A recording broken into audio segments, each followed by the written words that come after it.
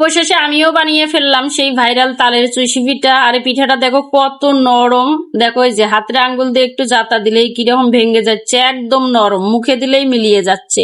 এই পিঠা বানাতে বেশি কিছুই লাগে না, 1 কাপ পরিমাণ মতন তালের রস আর একটু দুধ দিয়ে এই যে একটু ফুটানো পর্যন্ত অপেক্ষা করতে হবে। ফুটিয়ে গেলে 1 কাপ পরিমাণ আটা, আমি এখানে চালের গুঁড়ো আর আটা মিক্স করে দিয়েছি, অনেকে সুজিও দেয়, আপনারা চাইলেও সুজি দিয়ে বানাইতে পারেন। তো এভাবে করে আটাটা একটু হালকা সিদ্ধ করে নিতে হবে। তখন এরকম আঠালো আঠালো সিদ্ধ হয়ে যাবে, তখন কড়াইতে নামিয়ে আটাটা একটু ঠান্ডা করতে হবে। তা আটাটা ঠান্ডা হয়ে গেলে তারপরে মুথে নিতে হবে, আবার বেশি ঠান্ডা না, কুসুম কুসুম গরম থাকতে করতে হবে।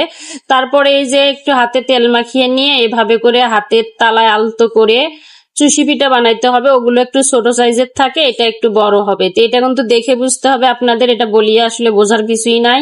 এদিকে শিরা বানানোর জন্য হচ্ছে আমি 1 কাপ চিনি আর 1 কাপ পরিমাণ হচ্ছে পানি দিয়ে শিরাটা বানিয়ে নেব।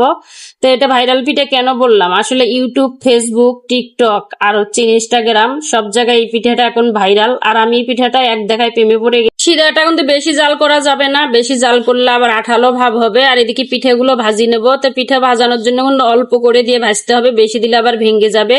তো বেশিও কিন্তু ভাজতে হবে না।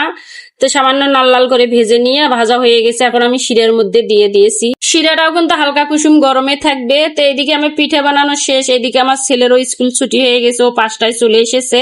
তো আমি পরিবেশন করতেছি, ছেলে এসে একটা মুখে দিয়ে দেখে, এখন এই যে দেখো ছেলে বাটি নিয়ে এসেছে, এত মজা হয়েছে। আর ছেলে বলতেছে যে আম্মু এখন থেকে তাল দিয়ে শুধু এই পিঠাই বানাইবে, আর কোনো পিঠা বানাইবে না। তারপরে আমিও একটা মুখে দিয়ে দেখলাম, আসলে অনেক স্বাদ। আর এই পিঠা কিন্তু ফ্রিজে রেখেও খাওয়া যায়। আর দেখো এই যে হাতে নিয়ে একটু আঙ্গুল দিয়ে কিন্তু টিপ দিলেই ভেঙে যাচ্ছে পিঠেগুলো, এত নরম পিঠা। আর আপনারাও একবার হলো এই পিঠেটা বানিয়ে খাওয়ার চেষ্টা করবেন। আসলে আমি যে উপকরণগুলো ব্যবহার করেছি এগুলো কিন্তু সবার ঘরেই থাকে কম বেশি। আমি বাহির থেকে একটা উপকরণও কিন্তু বাড়তি কিনে আনি নাই, অনেক মজার। আজকে আমার এই ভিডিওটা যদি আপনাদের ভালো লেগে থাকে অবশ্যই আমার ছোট্ট আইডিটাতে ফলো দিয়ে পাশে থাকবেন। যারা ইউটিউব থেকে দেখছেন তারা অবশ্যই একটা সাবস্ক্রাইবার করে পাশে থাকবেন। এই পর্যন্তই, সবাইকে ধন্যবাদ।